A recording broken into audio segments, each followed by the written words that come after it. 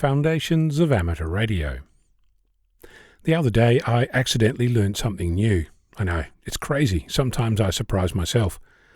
I received an email that announced an activity from something called WWROF, more specifically the Worldwide Radio Operators Foundation.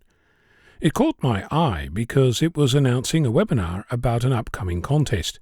As it happens, the largest annual amateur contest, the CQ Worldwide.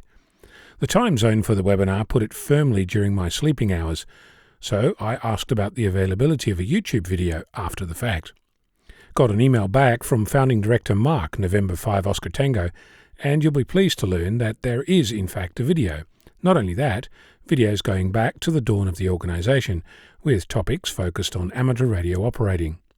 There's information about receiving antenna metrics, constructing a horizontal Waller flag, ethics in contesting, RTTY or legacy digital contesting, solar spot cycles, Dayton Hamvention, high-performance receive antennas for a small lot, World Radiosport Team Championships, Contest University operating 2 bands using synchronised interleaved QSOs, remote multi contesting, and more, much more.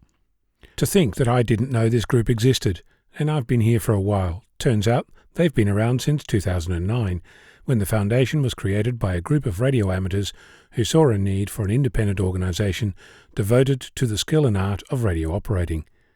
Their motto is, and I quote, "dedicated to improving the skills of amateur radio operators around the world utilising education, competition, advancement of technology and scientific research, promoting international friendship and goodwill, and preparing them to better serve society in times of communication need." End quote. Gotta say, if it weren't for the fact that it's on a web page that I don't control, that could have been written by me. The WWROF puts contesting front and centre in the art of operating. They believe, and I agree, that amateur radio contests provide a means of testing operating skill. So what have this group of radio operators been up to? Well, they administer the Cabrillo log format, support Contest University, support webinars on topics of interest to contesters, created the Contesters Code of Ethics, sponsor the Worldwide DigiDX contest, are developing wideband recording systems, manage contest awards, and donate equipment to young contesters and developing country contesters, and finally they support the World Radiosport Team Championship. So if this leaves you thinking that I'm advocating that you should check out this group at Whiskey Whiskey Romeo Oscar Foxtrot Oscar Romeo Golf, you'd be right. If you're looking for something to learn and YouTube is your medium, then check out the Whiskey Whiskey Romeo Oscar Foxtrot channel. Lots to see and do.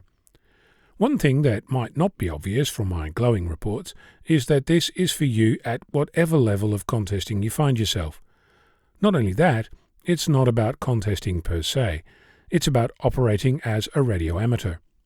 For example, you'll find a discussion by Craig, Kilo 9 Charlie Tango, who describes how to plan your station, from finding land, selecting antennas, to the layout of your shack.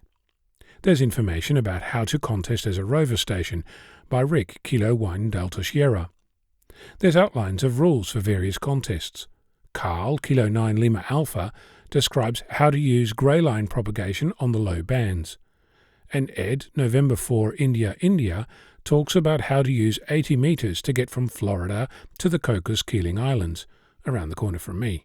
Well, 2,932 kilometres, and that's 300 kilometres closer to me than Sydney. I should mention that I have no relationship with the Worldwide Radio Operators Foundation, but given their purpose of existence, I endorse their efforts.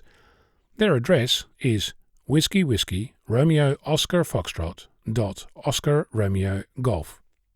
I'm Ono, Victor Kilo 6 Foxtrot Lima Alpha Bravo.